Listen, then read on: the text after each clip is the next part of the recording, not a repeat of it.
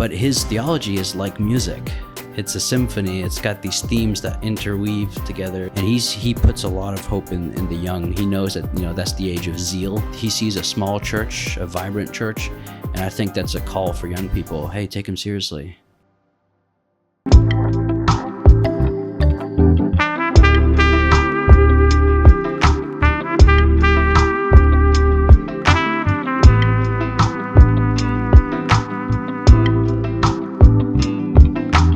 All right, cool. Dom, nice to finally meet you, man. Good to meet you. Yeah, dude. On the Discord server, I just like, oh, who's this guy? He doesn't have a PFP. I don't know who. He's like on his YouTube channel, like, oh, it's that guy. All right, yeah, cool. Thanks man. for having this conversation. Yeah, man. So we're here right now at the Catholic Creators Conference, hosted by Kyle Whittington at the St. Paul Center in Steubenville, Ohio. Yeah. Steubenville, yeah. Dude, can I say this conference has been just a blast. Right. Like I've been having so much fun. In fact, it's even a little overwhelming. Just like too much fun. Yeah, it's been a little stressful. I'm like, I mean, I don't remember being off the East Coast because I've live in Massachusetts, been down to Virginia, New York, Florida. Still East Coast, pretty far. Still East Coast. Yeah. So where are you from? So I live in North Carolina, okay. Near the beach actually. Oh, sweet. It's really nice over there. Yeah. And I live in I'm renting from a good friend, and I got my little setup, a table in my library, and I just do my YouTube videos and yeah. Oh, sick. So you run the YouTube channel, the Logos Project? The Logos Project. Yep. Okay. Yeah, it started a few years ago, maybe 3 years ago, I think. I started it with a Protestant friend. Okay. And we were good friends, and we like to talk about scripture and stuff like that. And eventually he became Catholic. Oh, let's go. Yeah, he was stubborn. I didn't see it coming. I thought he was just always. And you were already Catholic at that point, right? I've always been Catholic. Okay, yeah. Cool. Yeah, and we started audio, and then it became eventually transitioned to YouTube, and we did a few videos. Then he got married, and then it kind of became my own gig.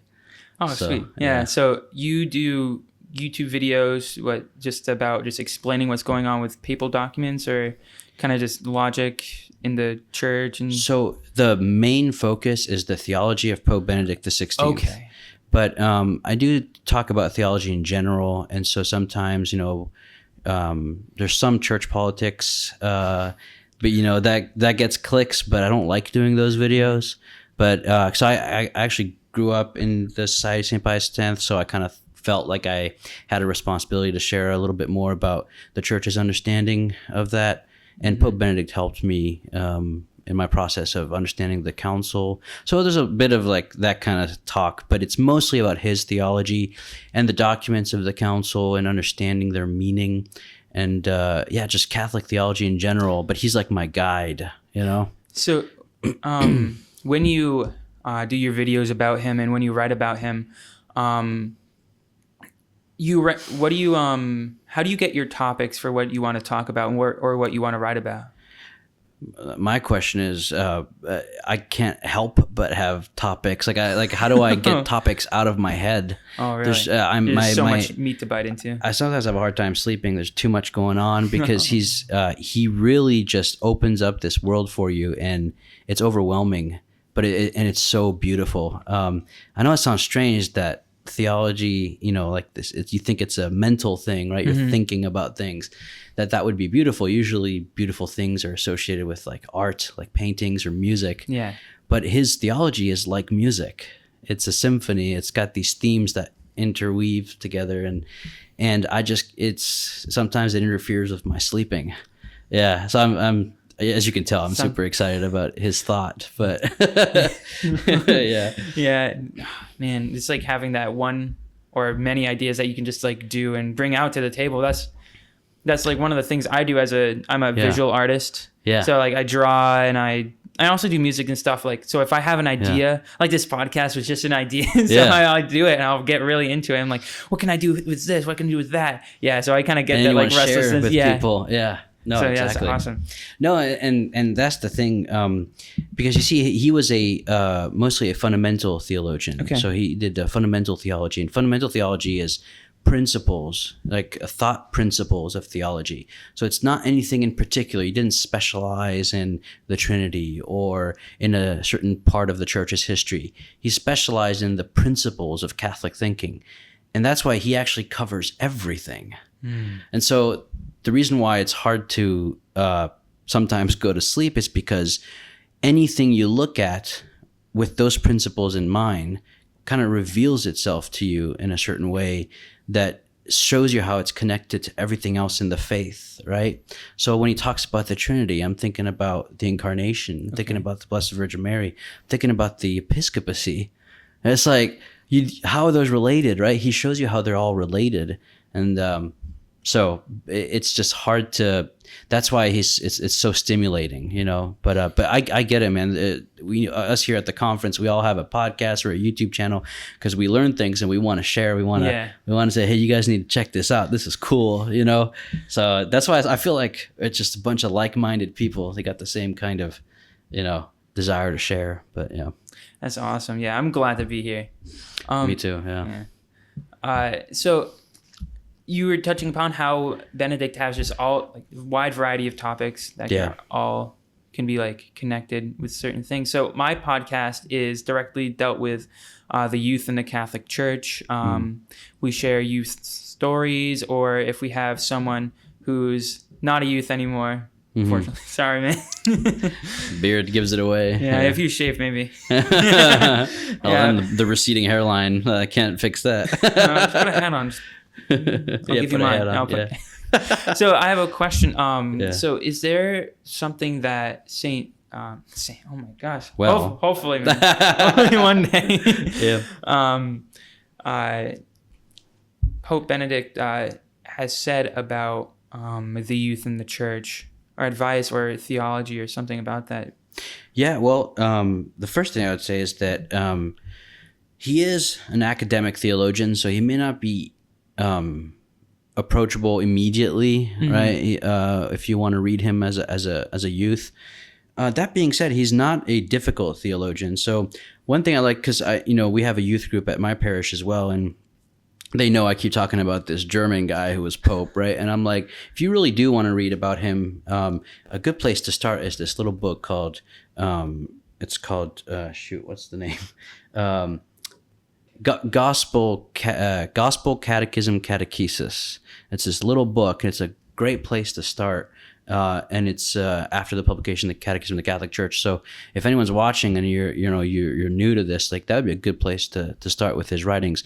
But he does in his pontificate, he repeated to young people what his predecessor told them, right? Which is St. John Paul II. He would say, in the footstep of his predecessor, he would say to young people, "Don't be afraid." Right? And he has this line, I don't remember verbatim what it is, but he says that life isn't meant to be cushy. It isn't meant to be comfortable. It's like it has to be a challenge, and you're meant for greatness, not for comfort. So he challenges young people to not be afraid and to not be comfortable, right? Yeah. Because one of the big things that like the youth in the church can be is just like so afraid of what other youth are thinking about them. And like following the social norm and stuff like that, like so because there's the pressure of the culture, right? Which is no longer just non-Christian but now becoming anti-Christian. And so he actually thought that the church would become small, and he saw a lot of hope in young people. And he said Catholics who take their faith seriously, who want reverence and who want the beauty of the tradition, right, and the communion of the church all wrapped in one bow, he saw that as the future of the church. And I think we're seeing it. So many people are losing affiliation. So many Catholics are secular in the way they live, even though they might be nominally Catholic. And he puts a lot of hope in the young. He knows that that's the age of zeal. So he sees a small church, a vibrant church, and I think that's a call for young people. Hey, take him seriously. I think this was that just reminds me of, I think it was a G.K. Chesterton quote, but he was talking about how the Catholic youth nowadays are more vehement and more into their faith. I mean, this was a while ago, a long time ago, but then the Marxist of his youth. And that kind of really just shows that the Catholic faith, if someone is very, into their faith and very adamant about it, it's going to be more powerful than someone who is like a political ideologue. Absolutely. Marxism was one of Benedict's great foes. He had a chip on his shoulder about Marxism. He's one of the his theology is one of the greatest responses to Karl Marx. And but you're right, and there's something about Marxism that generates a kind of fanatical zeal that can lead to horrors, and his point is zeal for God is not violent. In fact, it looks like the martyrdom of Christ. Yeah, it's actually destroying violence with love, and the zeal of Christian love, is the whole idea of the sacrifice is this idea of the whole burnt offering. Right? Zeal is associated with fire usually, right? And so the Christian zeal is this radical self-emptying gift, of oneself. That's not what Marxism does. Marxism wants to create this utopia, this classless society through revolution. It's very much so political. For him, it's like, no, like the message of the gospel is not political. It's sacrificial, it's liturgical. And so if the young could, and they are, I think, take the liturgy seriously but let that like spill out into their lives. So if you're young and you're watching this, right, like serve mass, like learn about the liturgy, what it is, what it means, and then like apply the logic of the Eucharist in your everyday life during the week, and let that zeal consume you, right? Like that quote from the New Testament, also from the book of Joshua, right? And for I and my family, I think that's the one, right? We'll be consumed by the zeal of the Lord. I don't know, but there's Phineas, and although Phineas was pretty violent, but the point that Paul is making is that the zeal of God, if you look at Paul's life, it consumed him. You read his letters, he's just on fire, but it wasn't political activism. It was self-sacrifice. Yeah. It's a continuation of what Christ told us, this is my body, which has been given up for you, instead of like the Marxist this is your body, this is your life, which is going to be given up for me, and I guess the welfare of other people. Yeah. No, it's all the sacrifice for this future humanity that never comes, right? But Ratzinger tells us, like, no, like the humanity that needs our love is the one right now, not some future humanity that we think we're going to bring about through our own means. Like, God saves us. We don't save ourselves. Yeah. Yeah. And so the young people, I would tell them, like, the communion of the Eucharist, the communion of the church, right, in a profoundly liturgical way of living, that's the future of the Catholic Church. Young people, liturgy, communion, all that. Yeah. How are you doing on time, Mike? You guys are 13:40. Oh, sweet. So my friend Michael here, Michael Flynn, he is a big fan of Ratzinger. So Michael, if you want to come over here, maybe you guys can discuss something. Don't pause it. Please don't pause it. You're gonna mess everything up for me. Still learning. No, you're good. All right. So just thank you. No, thank you. So we're just gonna just act like the rest of. Yeah, no, we'll just go. All right. So we talked a bit about Ratzinger before, but for me, he's been a recent treat. Yeah. I brought it up to my parish priest after mass. I went up to him. I said, Father Bill, I'm in trouble. And he turned around concerned, like, well, like what? And I was like, I discovered Ratzinger.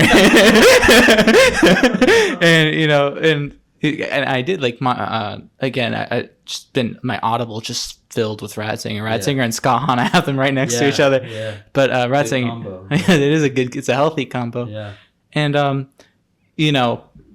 his writings, I think, are just so influential. And earlier, you guys were talking about, how he might like how his thoughts on the youth, Yeah. And I think what's really notable to point out, especially his relation with church history, is he was Saint Pope John Paul II's like right-hand man. Yeah. And what was JP2 if not like a Pope of the youth? Absolutely. And because during his pontificate, I think wherever like JP2 was, Ratzinger was like somewhere next. No, a friend of mine calls them the dream team. You know, they really were the dream team. I mean, John Paul II was just a prophet. You know, I mean, globe trotting. You know, spreading the love of God. You know, the love of Christ, and telling young people not to be afraid. We could do with some of that zeal some more nowadays. But Ratzinger was there, like the right hand man. You know, just defending the faith and just serving the church, right? You know, and John Paul trusted him because he knew he was a trustworthy kind of guy. Yeah. And Ratzinger trusted the Pope, and then himself became Pope, right? But no, they were really the dream team. And you know, John Paul's more approachable, I think, for young people. Ratzinger is much more bookish, you know. But there's some young people out there who are thirsty. They want to know more about the faith. They're interested in intellectual things. And I would say then Ratzinger's your guy, Pope Ratzinger, Pope Benedict, right? So, but if you're not bookish, you know, John Paul's this firebrand skiing Polish dude, right? Like, I really think these were two great saints, and we don't realize what we've received. It's going to take time to realize, wait a minute, we just had two amazing popes. Back to back. Yeah, back to back, They're like the new Peter and Paul, you know, that's how I heard. That's a wonderful way to put it. Yeah, exactly. Like, because they breathed such necessary life into the church, and of course not just as popes, because like they both, I believe, entered the church pretty young, like as like in terms of the clergy, you know. And became priests when they were young. They've both just been so heavily affecting the church. I remember in my own conversion reading the story of JP2, like it was like a book on like great figureheads in history. And he was one of them. I was like, ooh, like I've never like heard of this guy. But you know, he has this very warm, welcoming face. And then, you know, over time I kept hearing this name Ratzinger. It's like, oh, he's the Pope that just passed, you know, Pope Benedict.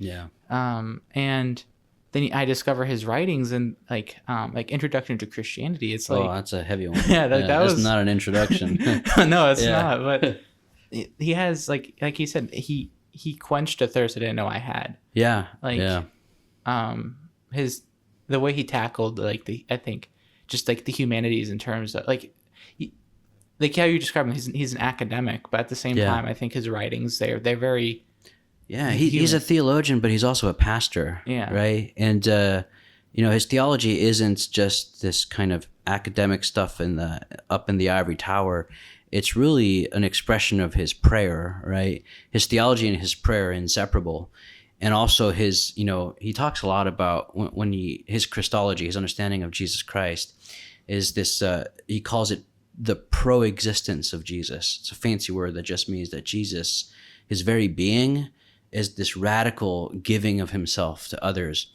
And Ratzinger was a lot like that. You know, he, in his prayer, drew his energy from God, and then in his theology, he gave himself to the church, and all of his theology is him responding to certain situations in the church, but from a place of prayer, right? And so that's why he's so readable. He's so pastoral and doctrinally brilliant. In other words, like in his theology, you see his holiness. Does that make sense? No, that makes perfect sense. And that's what's so appealing, and it's also beautiful. His theology is beautiful, and so, you know, reading him is not just intellectually stimulating, but it's like spiritually stimulating and actually draws you closer to God. Isn't that what saints do, right? Saints are meant to actually, through their example and through your friendship with them, draw you to the source of all friendship, and which is God himself.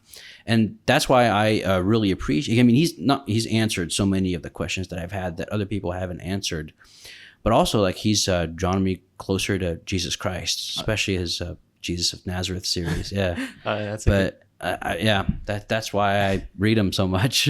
That's definitely one. The one thing I've noticed is, as I'm reading him, you know, I'm expecting like you know, again, a more academic study. Like, okay, like, you know, it's going to be like going to math class kind of. And instead, I find myself going to church more frequently after reading him. You know, like discerning more. Like, there is a heart there, and you know, he's so full of that. Like, he's just a heart, I guess, for Christ. I don't know if there's any, that's weird, but he like I did mention this briefly before too. He's like the in my opinion, one of the greatest theologians we ever had as a pope. Who's him, Gregory, and Leo, I think, are the greatest pope theologians that we've had. Yeah, definitely. Yeah, it's like, and even just for anyone to put him up there, I think. And you're like seem like a scholar on Benedict.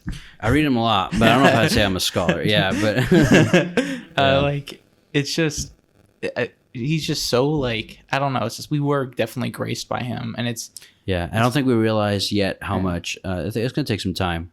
I don't want to say he's like, I don't know, like the greatest theologian there's ever had. Of course. But there's some, the thing about theology is that it's meant to always be contemporary.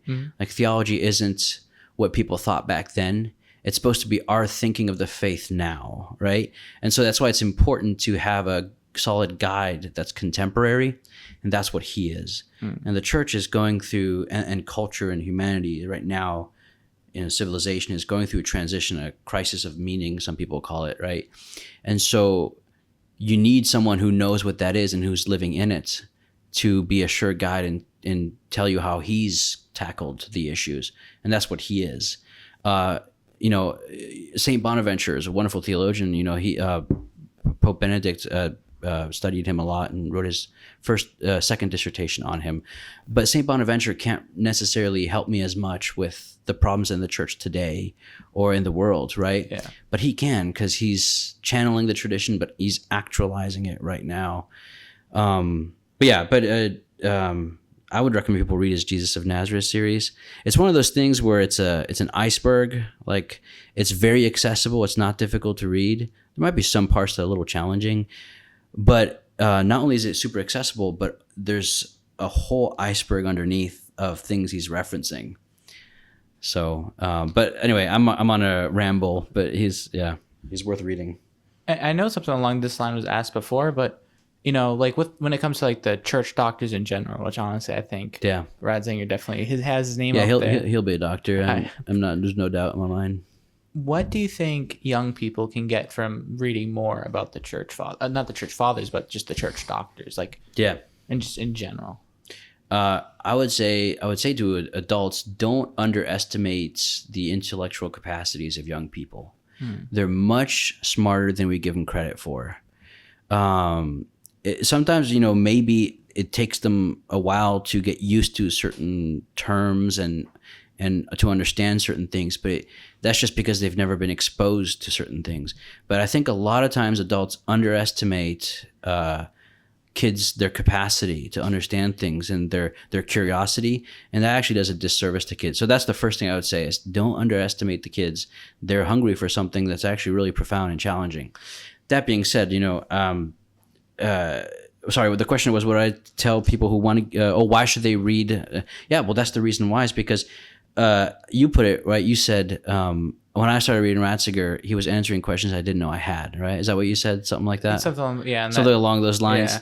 That's my point, is that, maybe you're not curious, but if you read Ratzinger, you'll become curious. Yeah. It is important. You open Ratzinger, you get you're like, wait a minute, I have questions. Do you want to ask the final question? Yeah, I'm gonna ask the final question. Okay. All right. Excuse me.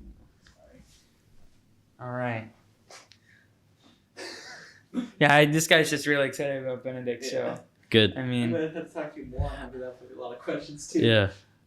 I wanted to just give my man a treat, because I know that people can really get out more, can get more out of like a conversation about Benedict with people who kind of know what they're talking about. I kind of don't. I just ask questions here, man. No, good. Yeah.